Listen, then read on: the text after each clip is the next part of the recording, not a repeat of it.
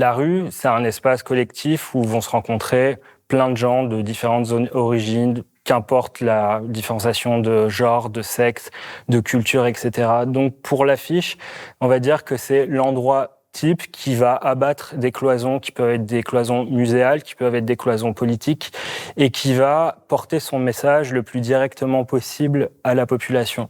D'ailleurs, je me définis un peu comme l'intermédiaire, l'interlocuteur entre la politique et la population. Je suis un peu ce connecteur-là qui fait que des gens vont pouvoir être ramenés à un débat, vont être ramenés à une discussion portée de manière collective. Il y a un slogan que j'aime bien, je crois que c'est qui vient de mai 68, c'est « Mur blanc, peuple muet ».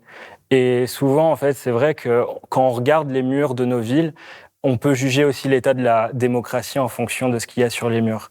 Et plus elles sont recollées, plus les murs sont recollés, plus ça veut dire que la démocratie est forte et plus le débat est présent. Je pense qu'il faut occuper la rue. Nous, en tant que militants de gauche, pourquoi ? Parce que la rue, aujourd'hui, c'est le dernier espace qui nous est attribué.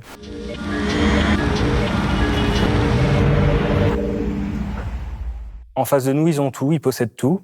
Ils possèdent les médias, ils possèdent les affichages, ils possèdent les radios, ils possèdent les télévisions. Ce qui nous reste, c'est la rue.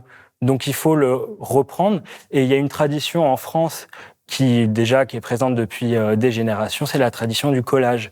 Et cette tradition du collage, elle perdure encore aujourd'hui à gauche.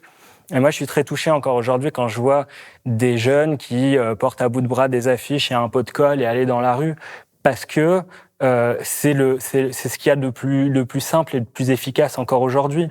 On n'est pas derrière des écrans, on n'est pas obligé d'allumer la télé, on n'est pas obligé d'aller, je sais pas, dans le métro pour aller voir une affiche. Là, l'affiche, elle s'impose à nous, elle s'impose au regard, et du coup, elle s'impose à notre conscience.